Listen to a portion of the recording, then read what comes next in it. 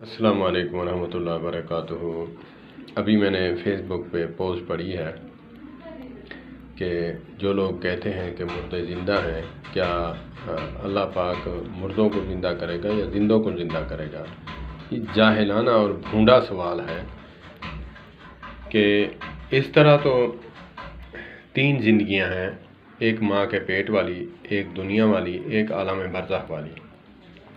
जब पेट में बच्चा जो है ज़िंदा होता है, उसकी कैफियत तुम्हें मालूम नहीं, तो फिर इस आलम बरज़ख वाली जो है, अल्लाह पाक ख़ुद फरमाते हैं वलाकिन ला तशउरून, तुम इदराक नहीं कर सकते कि वो किस तरह कैफियत में ज़िंदा हैं। उसको दुनियावी ज़िंदगी पर क़यास करना जाहिलाना भूंडा सा जो है ये अकल है और जाहिलाना सोच है कि अल्लाह पाक अलीमुम बिज़ाति सुदूर हैं, अल्लाह पाक खालिक व मालिक हैं। वो जब बंदे को माँ के पेट में ज़िंदा रख सकते हैं तो कब्र में क्यों नहीं। तो जाहिलाना सवाल है कि जो ये सवाल करता है उससे कब्र में जो सवाल होने हैं वो सवालों का जवाब नहीं देगा। ज़िंदा होगा तो तब देगा ना। इसमें बात उठाना कि ज़िंदा हैं या क्या हैं, बाकी बात वो है कि जो ज़िंदा हैं उनसे मदद मांगी जाए, ये तो बात गलत है। आप हदीस का इनकार करते हैं। अल्लाह के नबी सल्लल्लाहु अलैहि वसल्लम फरमाते हैं कि जब इंसान अपने वालिद को या माँ को या किसी एनिवन शख्स को, रिश्तेदार को दफना कर जाता है तो अल्लाह पाक उसको जो है गोयाई अता फरमाते हैं, और कि जब वो पलटते हैं तो वो रश करता है और अल्लाह पाक फरमाते हैं कि जिनके लिए तू हराम माल कमाता रहा, उनको खिलाता रहा, तुम्हें वो दफना कर जा रहे हैं 5 गज 5 हाथ मट्टी के नीचे। तो फिर इस हदीस का इनकार क्यों। वो हसरत करेगा मुर्दा कि हाय कि मुझे ये छोड़ के जा रहे हैं, हाय मेरी बर्बादी कि मैं इनके लिए क्या कुछ ना करता रहा, आज मुझे छोड़ कर जा रहे हैं। उसमें जूतियों की आहट की आवाज़ सुनाई देगी उसको। तो कौन सुनवाएगा? अल्लाह पाक ही सुनवाएंगे। तू मैं तो नहीं कर सकता। जैसे हमारे बरेलवी भाई कहते हैं आ गए नूर वाले आ गए, दम बदम पढ़ो दुरूद, हज़रत जी हैं यहाँ मौजूद। हाँ, उलमा फरमाते हैं ठीक है, बुला सकते हैं, आका हमारे आ सकते हैं। हाँ, जलसा हो, जलसे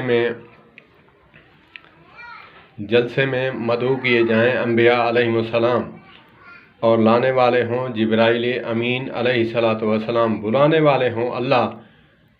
तो मस्जिद अक्सा में अल्लाह पाक ने बुलवाया, हाज़री हुई, सब अंबिया ने दीदार फरमाया। हाँ बिल्कुल आ सकते हैं, बिल्कुल आ सकते हैं, लेकिन हमारे बस की बात नहीं। हाँ, दिल में तसव्वुर करके हम दरूद पाक पढ़ें कि अल्लाह के नबी सल्लल्लाहु अलैहि वसल्लम हमारे दिलों में ज़िंदा हैं, हमारे दिलों में हर वक्त जो है बसे हुए हैं। और हम तसव्वुर करते हैं कि हम जब दरूद पढ़ते हैं हजूर पाक सल्लल्लाहु अलैहि वसल्लम का हमें दीदार होता है। अल्लाह पाक दीदार नसीब फरमाए। तो इसी तरह मैं यही कहूँगा कि जाहिलाना सवाल है कि अल्लाह पाक ने फरमाया,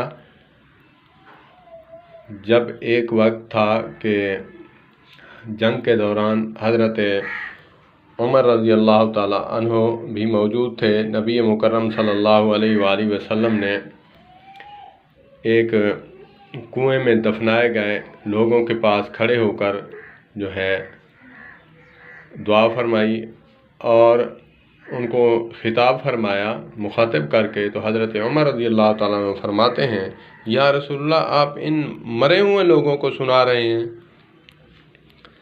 तो अल्लाह के नबी सल्लल्लाहु अलैहि वसल्लम ने फरमाया कि अल आना,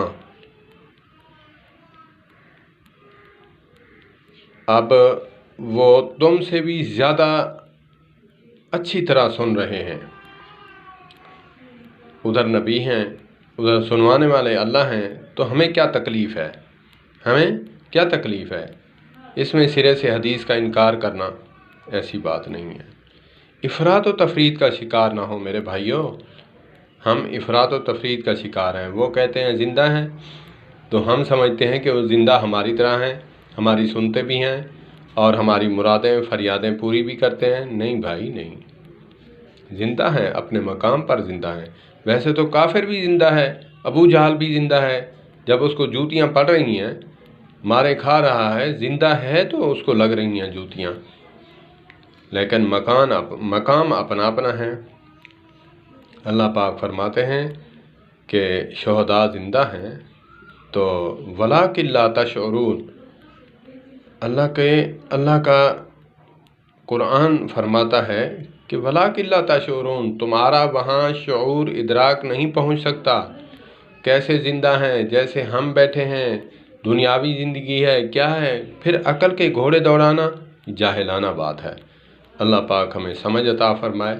زندہ تو ہیں لیکن زندہ اس دنیا والی زندگی سے مستثنا ہے، وہ اس کے بارے کچھ نہیں جانتے۔ اللہ پاک سنوا دیں، جیسے اس کو جوتیوں کی آواز سنواتے ہیں مردے کو۔